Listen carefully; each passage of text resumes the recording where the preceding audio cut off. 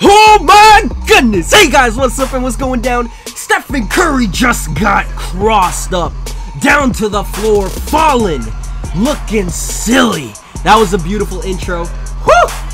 You guys are in store for a great game. Stephen Curry falling on the ground. You already know to expect that. But let's get it. Let's get hyped. Let's go. Player of the game in the first... Whew! I gotta breathe. Player of the game in the first outing was none other than Caleb DePogie, shown right there. But let's get this game started. Let's go. Let's get it done. Yao Ming versus Shaquille O'Neal. We win the tip. Surprise, surprise. Yao Ming doing some work. I increased his athletic ability in the training, and it's looking like it's paying off because normally Yao Ming does not win the jump ball, especially against people like Shaquille O'Neal. But he won it, so I'm liking what I'm seeing from Yao Ming. Let's go. Let's get it done. John Wall handling the ball, giving it to Zerbo right off the bat, knocking it down. 2-point lead. Let's get it done. In the first game, LeBron James didn't really produce, and Stephen Curry did a little bit, but look at that right there. Stephen Curry wide open in the corner, knocking down a three-pointer, hashtag bars, as you would expect from Stephen Curry. Have any of you guys seen Family Matters? That show was, that show was my jam. I loved Family Matters. There was this guy named Stephen Urkel, and he was just a joke. He was the comedy relief. He was sort of the main character, pretty much the main character. He was in every video, and it was amazing. I loved his character. And then they introduced this version of him that was super cool because Stephen Urkel, he was a nerd, and as a nerd, he invented stuff, and he invented this machine, this incredible machine that turned him into this cool, suave, incredible, lovable human being. Oh, Stephen Curry, you got crossed right there. That turned him into Stephen Urkel, and everybody loved him. He turned from someone talking like, "Hi, Laura," to this smooth operator, man. And if you haven't seen Family Matters, I suggest that you go check it out because that was one of the top shows in the 90s and the 80s with the Bill Cosby Show. I mean, Bill Cosby, not so good now, are we, huh? But, and then also along with Saved by the Bell. Those were incredible. Those were before my time, but I loved them. Even though they were out way before I was born, I still love those shows a lot. I would recommend that show more than Friends. Just saying. Family Matters, go look it up. Let's start talking about this game because right now, LeBron James is still silent. He's picking up a couple assists here and there, but he's not scoring, which is kind of incredible if you think about it. LeBron James not scoring. Now, I do have to say that it's because of our team that LeBron isn't scoring. The way we drafted worked perfectly for how we wanted to get things done. Now, I want to put a little bit of a disclaimer, and it's not really all us. Actually, it is all us. I'm going to say it right now. I'm going to be a little bit proud on how I drafted. Now, we had Tayshaun Prince in the lineup, and when Tayshaun Prince was in the lineup, LeBron would go off while he was on the Bucks, and I noticed that. And I realized, hey, our biggest money players, other than John Wall and Caleb DePogie in our starting lineup, and Yao Ming, of course, is Tracy McGrady and Scottie Pippen. And why did we get Scottie Pippen? We got Scottie Pippen because we wanted him to be in the game and be a defender, and Tracy McGrady as well. We wanted Tracy McGrady in the game as much as possible. And we were giving a lot of minutes to a man named Tayshaun Prince, and he wasn't nearly as good as either of them. So I decided, hey, let's give as much minutes as possible to Tracy McGrady and to Scottie Pippen. And as soon as we did that, our win percentage didn't necessarily go up, but the numbers by which we won by went up, and that changed drastically. We changed a lot. We started winning by more than 10-15 points a game. It was incredible to see the incredibleness of how much we started winning by. And once that happened, the small forward position that every team we were facing was putting up literally really bad numbers.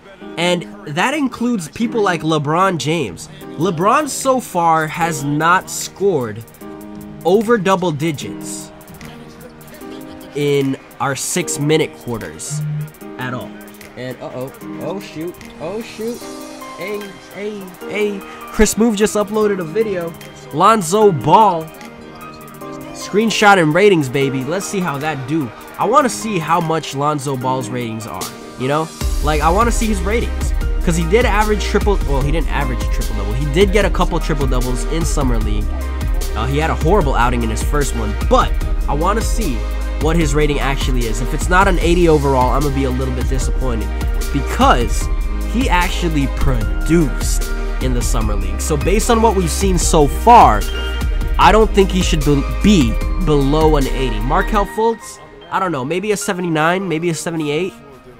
So we'll see how that goes. I think as of right now, the best person in the rookie class has to be between Jason Tatum and Lonzo Ball. Markelle Fultz, he got injured. But yeah, let's talk about this game right now. 31-31. It's a tie score starting off the third quarter, and Scottie Pippen knocking down his free throws. This dude rarely ever misses a free throw. Every time he's at the line, he makes it, which is kind of incredible. Like, even at the end of games when it's close, they normally give the ball to Scottie Pippen instead of people like John Wall and Zerbo, which says a lot. It says a lot about how good he is at free throws. And right now, we're starting to pull away yet again, but Curry again, knocking down another shot, making it look easy. Curry starting to get involved in the game, and that's something I don't want to see. I don't want to see Stephen Curry heating up little by little. He already got crossed, so he has to make a name for himself right here. He fell to the ground, and that was silly, but he doesn't want to be the laughingstock of this game. After getting crossed, after falling down, he said, you know what, I'm going to pick up the scoring. I'm going to be a beast. I'm going to do what I got to do. Zerbo dribbling, trying to get around everybody.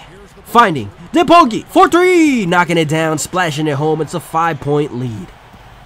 Levine has the ball. I don't think their bench can keep up with us, but McCollum knocking down another 3-pointer. He's been the only consistent player on the Orlando Magic, and to say that with a team that has so many good options, it's not a good thing. Baragiani, he had a good outing in the first game, but not so much this one. McCollum, he's the only one who's really been lights out, and it's not a good thing when you got LeBron James and Stephen Curry. He's been their guy. So we'll see how we do. One thing I do want to try in the next game and in the games after, each and every game, I want to change our playbook, because we've been running the same playbook for the whole season, and I kind of predict and see what's happening every single time. So I want to change that up little by little and see how it goes down. But Zerbo open in the corner. Stephen Curry, you're too short. Knocking down a 3-pointer. I gave it up, but we ended up getting 3 points instead of 2. Start of the fourth quarter, 59-51. Shaquille O'Neal backing down. Oh, you get rejected by Yao Ming, but he gets the ball back. And LeBron James finally getting a basket. Foul on David Zerbo, and he hasn't been able to produce much at all, but there he did it. There she blows. There he did it, and he actually scored, which is kind of incredible. But no, not Zerbo. Depogi, number 7, getting a shot, a fadeaway over Shaquille O'Neal. That was kind of nice. Right now, LeBron has the ball, dribbling. He wants to give it to Shaquille O'Neal, but he's wasting clock. He's doing his best. They give it to Steph. Steph gets a screen, fading away. Does not knock it down, and Zerbo with a rebound. Hashtag bars. Yao Ming wide open, but they give it to the man, the myth, the legend. Player of the game in the first outing. Caleb Depogi, putting us farther and farther away from the Orlando Magic, the Miami Heat scoring like crazy, and there you go. Shaquille O'Neal with a nice pass from either Stephen Curry or LeBron James, one of the two. They all work together in that one. Someone outbounded? Someone inbounded the ball. And Zerbo not able to knock it down. Yao Ming not able to get the rebound. Oh, that would have been nice. That would have been nice. If they made that, this could have been a game. But John Wall, 3-pointer, making it look easy. That's what happens. Oh, Steph, chill pill. You're losing, man. No showboating. Zerbo's tired. Has the ball in his hands. It's going to be the end of the game, though. Winning by 11 points in the second game. It's looking a little bit too easy. They were in it for most of the battle, but in the end, they faded away. Zerbo and company just shined through. Thank you guys so much for watching, man. If you missed the first one, it was pretty interesting, pretty entertaining. I dropped some knowledge of what I want to do on this channel in that one, and yeah. So you see 23 points, but all stats are doubled, as I always say. So actually, this is what the stat line looks like at the end of games, and it's pretty impressive, pretty entertaining. Stephen Curry, Bargnani, but look at LeBron James, only 4 points, 6 assists, nothing much. But thank you guys so much for watching. Hope you guys enjoyed. Playoffs are underway. See ya in the next episode. Make sure to leave a like and subscribe. Adios. Somebody once told me the world is gonna roll me. I ain't the sharpest tool in the off tune.